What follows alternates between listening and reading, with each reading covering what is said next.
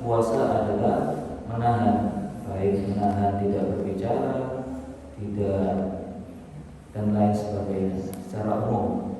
Adapun secara syariat yaitu menahan dari sesuatu yang membatalkan puasa, dari terbitnya matahari, dari fajar atau subuh sampai terbenamnya matahari atau maghrib.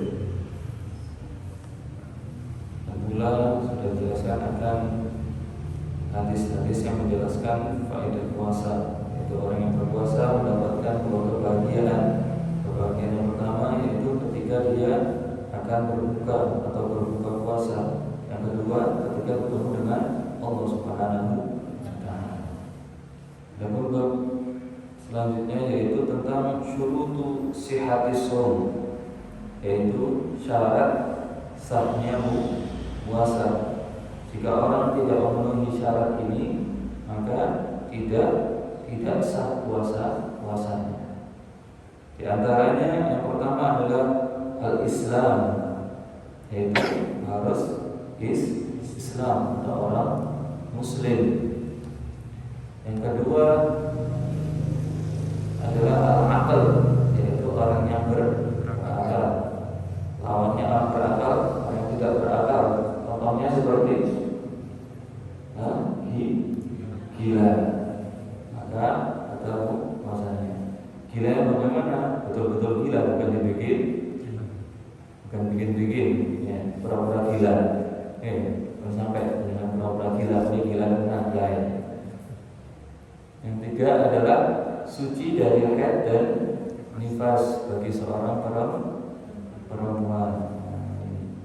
Dan yang terakhir adalah al-ilmu biqaulil waqti qabilan lisom, yaitu dia harus mengetahui waktu dia itu berpuasa, maksudnya waktu atau hari yang di situ memang diperbolehkan untuk berpuasa.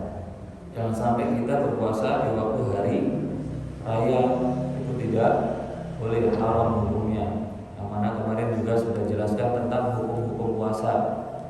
Puasa sunnah, puasa kapan itu puasa sunnah, kapan itu puasa wajib, kapan itu puasa makruh, kapan itu puasa hari haram, ya.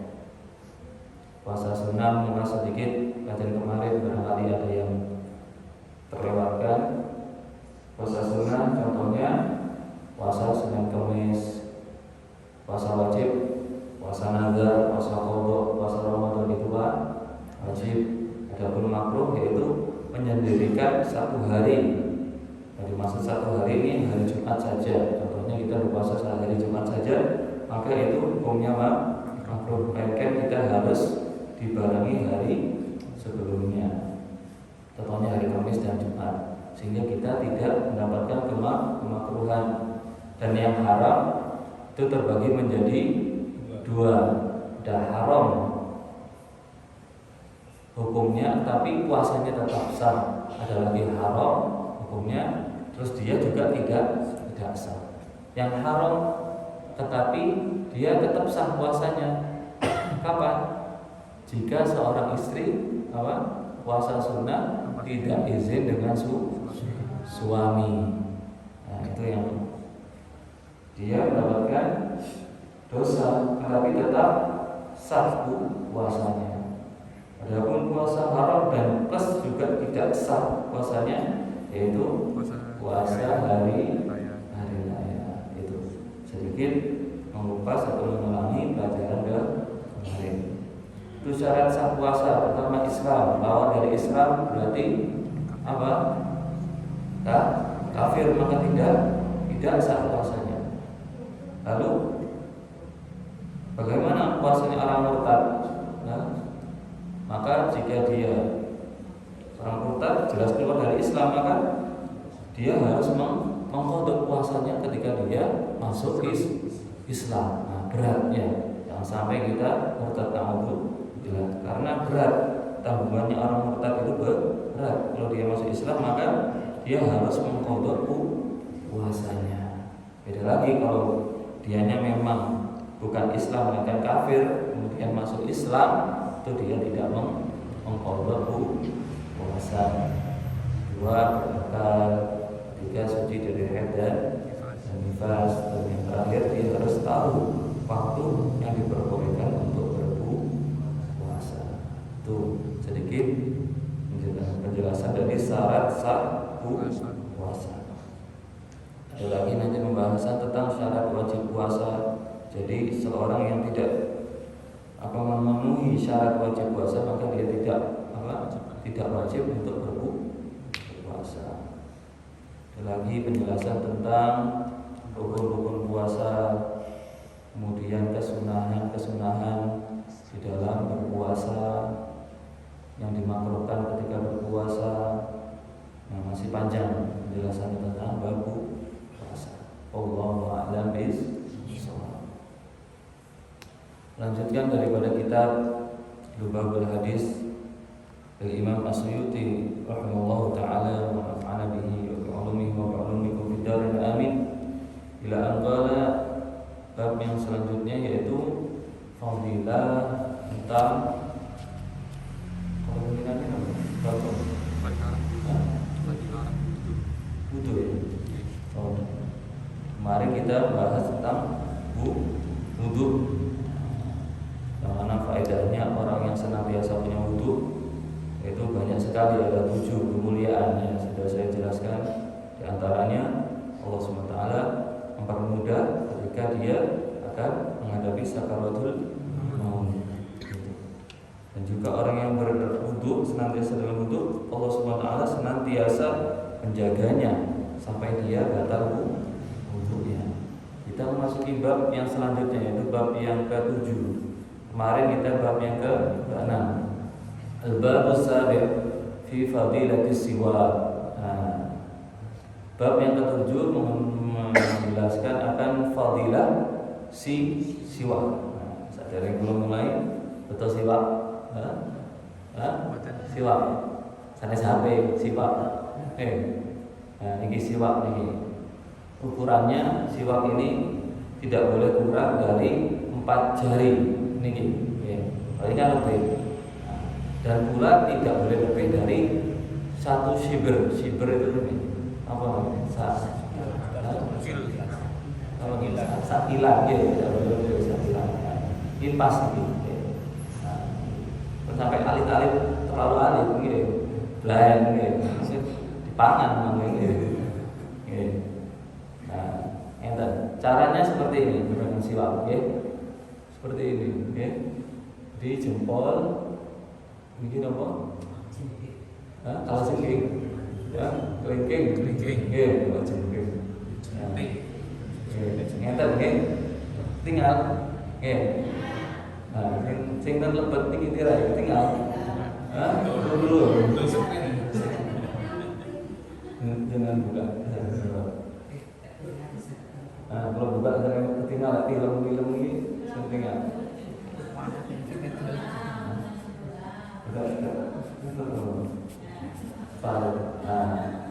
Ngeten nggih, ngeten dalan nggih. Ngeten. Medan siwak ngeten dalan nggih. Ampun paham? Ampun. Ampun. Sanes nyekel ngono nggih. Apa lambe nggih. Siwak nggih. Ngeten nggih, tinggal. Nggih, ngeten dalane. Nah, ini caranya. Ukurannya tidak boleh kurang dari 4 jari. Nah, tidak boleh kurang dari ukurannya ini, 4 jari ini. Dan pula tidak boleh lebih dari 1 jengkal. 1 jengkal, ya. 1 jengkal. Nah, ini pas ini, ya. Caranya bagaimana? Kita memulai siwak ini dari apa? Ini apa? Kanan, ya, kanan. Turun ke bawah, terus ke kiri, kanan, ke bawah. Nah, seperti angka 8. Angka 8 sama bulu. Nah, itu dimulai dari dan ketinggalan ada kemauan seperti angka 8 dan dari atas kanan, nah, turun ke bawah. Kemudian ke kiri, terus ke bawah lagi. Jadi seperti angka 8, itu disunahkan kita apa?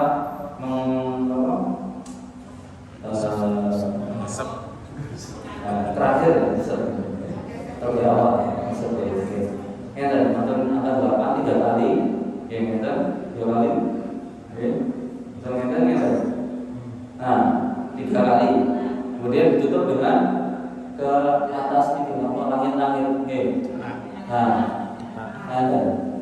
Nah itu sesat. Berarti yang mengatakan sesatnya itu ketika awal, pas masih baru-barunya dengan sesat itu dapat menghilangkan penyakit-penyakit. Paham ya? 8 ya tadi. 3 kali, habis itu tutup. Ada. Paham ya? Nah. Geng-geng mama sing buri-buri ya. Betul TV ini. Bisa foto mereka.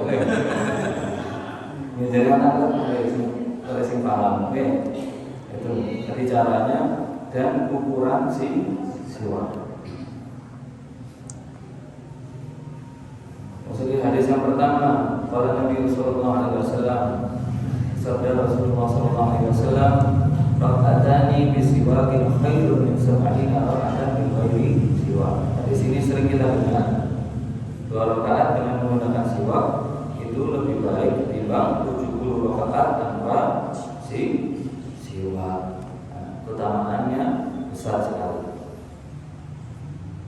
Kalau Nabi Sallallahu Alaihi Wasallam di selanjutnya tasawwafu fa inna siwaka marratun lil fami marratun lil rabbi atau marratun lil rabbi.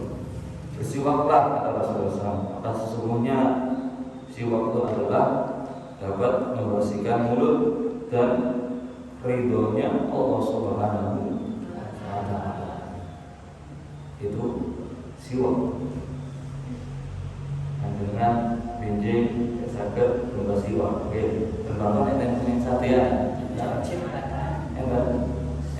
Apa? Kalau baru Beton laser. Kita beton laser. Dan siwak ini tidak harus dengan siwak. Nanti itu ada penjelasan tentang tingkatan siwak. Yang paling afdal itu apa, nanti paling termudah itu ada nanti penjelasan. Dan siwak kita dapat kesunahan menggunakan siwak itu dengan sesuatu yang kasar.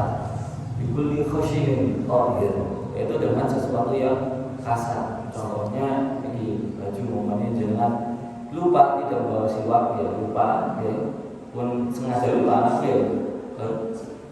lupa. Dengan ini gambar ini lengan baju itu sudah dapat pahala orang seperti memakai siwak. Tapi keafdalannya tingkatannya itu rendah. Paling afdalnya itu siwak arok namanya. Jangan tugas tangan ini bayatu. Kamu tidak saja. Dengan borong itu bayatu itu. Dengan makan itu yang itu apa sih? Hadis yang selanjutnya pula Nabi Sallallahu Alaihi Wasallam, salah satu asya wajibatun ala kulli muslim ghuslu yaumil jum'ah wa siwak wa masjid. Sabda Rasulullah SAW, ada 3 perkara yang di sini yang dimaksud dengan wajib di sini dalam syarah kitab ini dijelaskan, yaitu yang dimaksud adalah sunnah muakkadah atau nadban muakkadah, yaitu sunnah yang sangat dianjurkan, bukan berarti ini wajib. Dalam hadis ini disebutkan salah satu asya wajibatun, itu ada 3 perkara yang wajib. Yang dimaksud arti daripada wajib ini dalam syarah ini kita yang disyaratkan oleh di dalam kitab Taqiyul Qaul, yaitu syarah dari beberapa di sini disebutkan bahasanya sangat disunahkan sekali. Maksud dengan wajib ini sunahkan sekali bagi setiap orang muslim, yaitu yang pertama adalah mandi sunnah di hari Jumat. Yang kedua adalah siwak. Yang ketiga memakai wangian khususnya di hari Jumat. Yang perkara yang sangat dianjurkan sekali kesunahannya bagi setiap orang muslim. Yang pertama mandi hari Jumat atau mandi akan menunaikan sholat Jumat, mandi sunnah Jumat. Kedua siwak, yang ketiga adalah memakai wewangian. Hadis selanjutnya, qala Nabi sallallahu alaihi wasallam, Mazal Jibril yuwasini bisiwak hatta khasyitu la atradanna. Sabda Rasulullah sallallahu alaihi wasallam, malaikat Jibril senantiasa memberikan wasiat kepadaku akan siwak sampai-sampai, kata Rasulullah SAW, sampai aku khawatir, sampai-sampai aku takut karena apa? Seringnya malaikat Jibril ini memerintahkan atau berwasiat kepadaku akan siwak, sampai aku takut kalau sering siwakan, sampai nggak adrodana, yaitu dia tasawwur asnan, yaitu takut sampai rontok nih giginya. Maksudnya dalam hadis ini sangat sekali dia dianjurkan, sampai Rasulullah takut akan rontok giginya. Menunjukkan akan anjuran yang sangat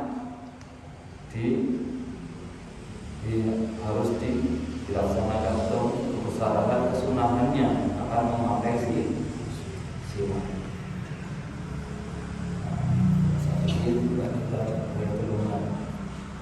Di sini dijelaskan ada hukumnya, terus kemudian mengenai tempat-tempatnya siwak, kemudian dijelaskan akan tempat-tempat siwak itu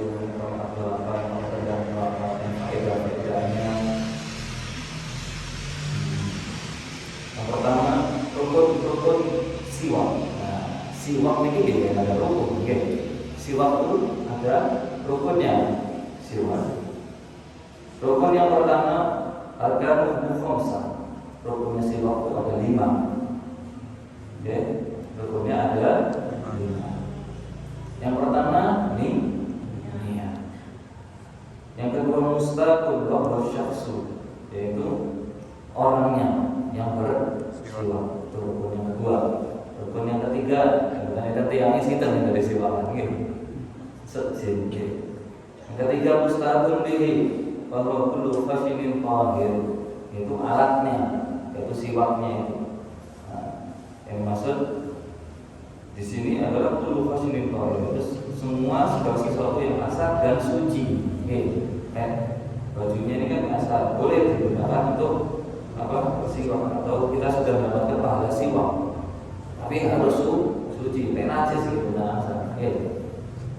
Yang keempat adalah mustaqul fi, yaitu tempatnya kita untuk bersiwak, yaitu mulut. Rukun yang keempat adalah mulut. Yang kelima adalah mustaqul minhu, yaitu perubahan mulut. Karena disilakan siwak ketika perubahannya bau.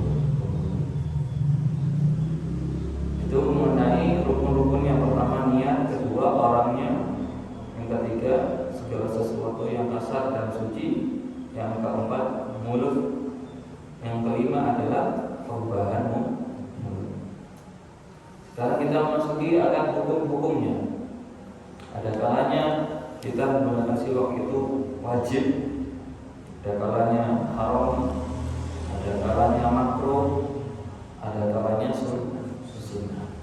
Yang pertama, kapan kita diwajibkan untuk memakai siwak? Ketika di dalam mulut kita atau di dalam bibir kita ini atau mulut kita ada najis, ada najis, namanya sesuatu yang najis, maka kita harus menghilangkan najis dari siwak.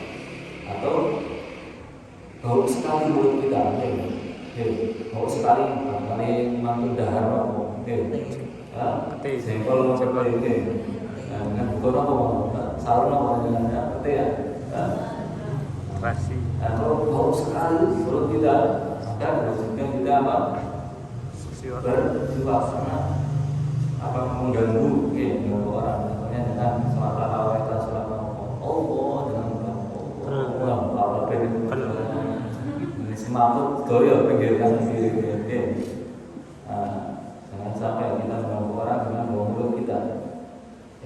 Ya wajib. Berarti terkadang haram kok bisa? Enten siwakan tapi haram. Kapan? Ketika kita memakai siwaknya orang lain tanpa izin. Nah, ini sinten cetakan. Nah, tanpa izin, punya orang lain dengan pundut tanpa izin. Ini haram jelas. Tenang sampai. Dan terkadang makruh. Kapan makruh?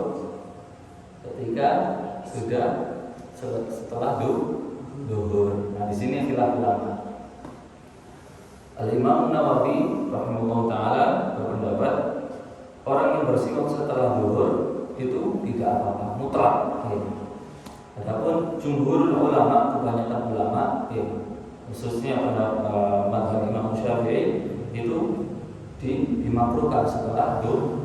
Kalau semuanya habis subuh sampai sebelum duhur itu tidak apa-apa menurut jumhur ulama, kebanyakan ulama, khususnya di dalam mazhab Imam Syafi'i. Adapun setelah duhur, nah, Imam Syafi'i itu makruh. Adapun Imam Nawawi itu tidak apa-apa, terserah, mutlak, terserah. Karena Imam Nawawi berhujjah atau berdalil bahwasanya dalil di dalam siwak ini dalilnya kuat. Nah, itu menurut Imam. Nah, ada jumhur ulama mazhab Syafi'i, kebanyakan ulama itu makruh. Itu sedikit mengenai tentang waktu kita bersiwak ketika setelah khilaf ulama. Ada lagi Imam Ibnu Hajar. Kalau Imam Ibnu Hajar ini dilihat boleh seorang itu bersiwak setelah duhur, dilihat jika dia habis fajar sampai sebelum duhur itu belum tidur habis subuh sampai sebelum duhur dia itu belum tidur, maka ketika dia bersiwak setelah duhur itu makruh. Adapun setelah tidur itu tidak makruh. Nah, ini pendapat Imam Ibnu. Inti ini dengan mendet sing jumhur ulama, yaitu setelah duhur makruh, aman. Karena apa, setelah duhur itu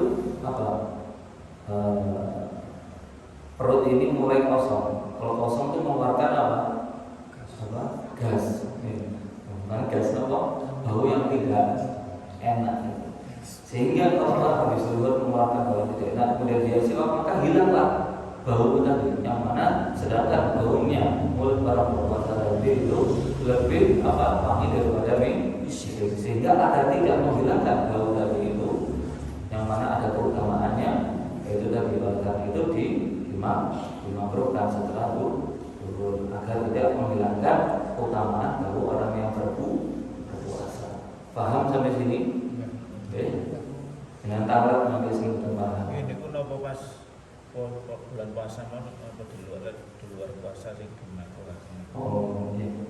Itu baik di dalam Ramadan maupun di luar Ramadan. Ini mutlak. Yang penting dia itu dalam keadaan berpuasa. Paham? Itu. Ada lagi itu yang waktu yang dimakruhkan itu setelah duhur ulama.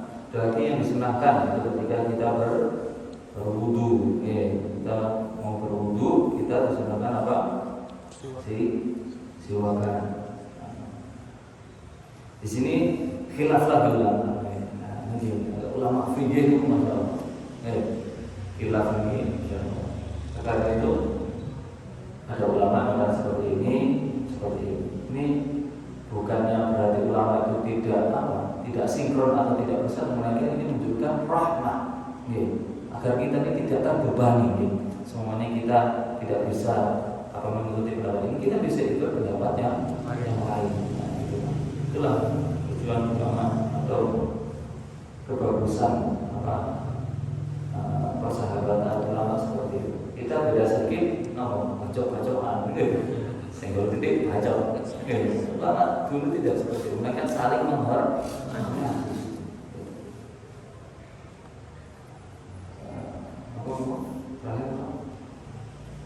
apa yang dimakruhkan? Sunnah. Sunnah wudu sini khilaf ulama. Imam Ibnu Hajar itu mensunahkan menggunakan siwak ketika berwudu, yaitu setelah mencuci tangan. Setelah jangan mencuci tangan, terus baru siwak. Adapun Imam Romli itu sebelum mencuci tangan. Jadi siwakan baru mencuci tangan baru. Nah, di sini perbedaannya di sini. Kalau Imam Ibnu Hajar itu yaitu setelah mencuci tangan. Oke? Jangan kita paham ya. Imam Ibnu Hajar setelah mencuci tangan baru siwakan. Kalau Imam Romli sebelum mencuci tangan siwakan. Di sini perbedaannya Imam Ibnu Hajar yaitu berpendapat yaitu setelah mencuci tangan. Kalau seseorang itu lupa tidak berniat ketika bersiwak tadi itu, maka itu sudah cukup dengan niatnya wudu. Karena mencuci tangan itu termasuk daripada kesunahan wudu. Kalau orang lupa tidak berniat di dalam bersiwak ketika setelah mencuci tangan, menurut Ibnu Hajar itu tidak apa sudah masuk dalam ranah wudu. Adapun Imam Romli tadi yang mengatakan bahwasanya siwak itu sebelum mencuci tangan. Kalau dia lupa tidak berniat, maka dia harus berniat. Tidak langsung masuk otomatis ranah wudu karena dia belum mencuci tangan. Paham ya?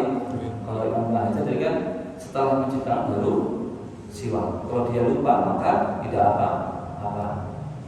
Imam Romli harus dia berniat karena apa? Imam Romli berpendapat bahwasanya menggunakan siwak ketika berwudu sebelum mencuci tangan. Paham sampai sini? Itulah pendapat ulama. Ini masih sepele ini. Dulu saya nyaman ujian ngeten kitab ini ujian. Ini pun ringan Kemarin pas sebagai wangsul ujian kitab dari tahun pertama sampai tahun terakhir uji dulu. Umat-umat temenan dengan pelajaran mereka paling minta semerat nih. Innalillahi wa inna ilaihi raji'un. Itu khilaf-khilaf luar biasa begini. Itu. Dan sekarang kita masih akan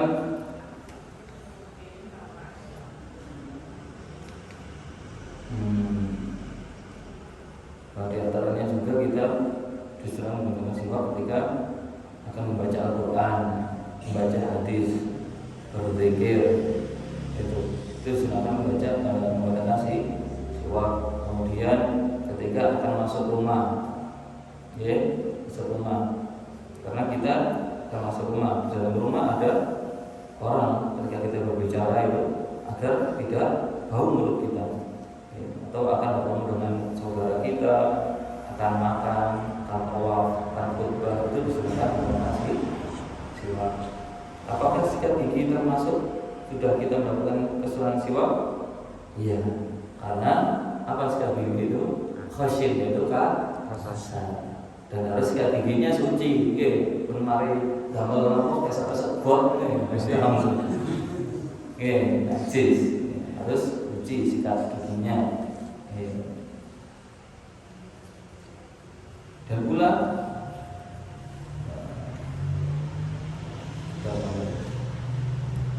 ini sekarang faedahnya marotipnya lain waktu bukan untuk waktu ini. Faedahnya, di antara faedah kita menggunakan siwak selain membersihkan mulut kita dan juga mendapatkan ridho Allah Subhanahu wa Ta'ala, dan juga wayubayyidul asnan, memutihkan gigi, wayusyuddul lidzah, yaitu mengekalkan apa lidzah ya.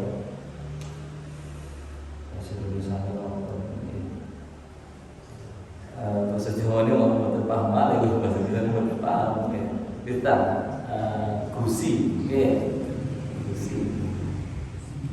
Yusawid dhuhr, yaitu meluruskan geger punggung. Sing kersane boten jenengan boten ngenten mangke mulai saniki siwakan kersane geger niki tegak Jejeknya itu loh, gagah itu loh. Gagah ya, mau pada gagah. Kesannya kita diremehkan. Islam itu gagah. Itu meluruskan ini punggung. Uyubat itu syait. Nah, memperlambat tumbuhnya syait. Betul-betul. Uban. Memperlambat tumbuhnya uban. Yang seragam siwakan itu tumbuh ubannya itu bakal lama. Nah, sebutan teman siwakan ini biasanya langsung umur 20 tumbuh uban. Itu ajar dilipat gandakan pahalanya yang tadi semua tadi bahwa dengan siwak itu lebih utama ketimbang 70 rakaat nafas di siwak. Yuzakil fatana ini mencerdaskan sih kan. Yusahlun nazar itu mempermudah ketika kita dinazar atau sakaratul. Rasulullah SAW ketika akan sakaratul maut, beliau meminta kepada Sayyidah Aisyah untuk dibawakan karena itu mempermudah nazar atau sakaratul maut. Wa idamatuhu di sini kata ya Syekh Muhammad Bahatiyah sebut wa idamatuhu turidu sam wal bina wa tusabbilu suda wa tudhib jami'a ma fi ra'si min al-adha wal balgham. Orang yang senantiasa menggunakan siwak, senantiasa sering siwakan itu dapat menyebabkan sugih. Ini jarang ini jelas. Syekh Muhammad Bahatiyah ini terkenal dengan faqih, yaitu kefakihannya atau dalam ilmu fikih beliau terkenal dengan itu dapat memberikan kesugihan. Waktu sakinus sudah dapat meringankan pusing. Jangan mumet-mumet panadol obatnya. Nah ini meringankan pusing-pusing. Jangan mumet mikir utang, mumet mikir belonjoan, bukan dipaling kali belonjoan itu belonjoan. Meringankan itu apa dengan siwak dan dapat menghilangkan penyakit-penyakit yang ada di kepala dan menghilangkan balgham yaitu riak. Atau julul basar dapat mempertajam penglihatan, wa tazidu fil fasahah dan dapat menambahkan kefasihan ketika dia membaca Al-Quran, wal hifz nambah kekuatan dalam daya menghafal, atau zibul judan itu dapat menghilangkan penyakit lepra, paham lepra? Kata semua Protolin seperti penyakit. Betul milmal walad dapat menumbuhkan berkembangnya harta tambah tambah sugih. Kalau Allah dapat memperbanyak anak, ingin ada anak siwakan. Wa yudzakiru syahadah dapat mengingatkan kita ketika kita akan meninggal dunia tersebut maut, yaitu mengucapkan kalimat syahadat. Siapa orang ketika akan syahadat maka insyaallah dia dipastikan husnul khotimah. Wallahu a'lam bishawab. Terus sedikit mengenai siwak. Insyaallah pertemuan selanjutnya di awal-awal taklim membahas tentang maratib atau tingkatan-tingkatan siwak. Wallahu a'lam bishawab.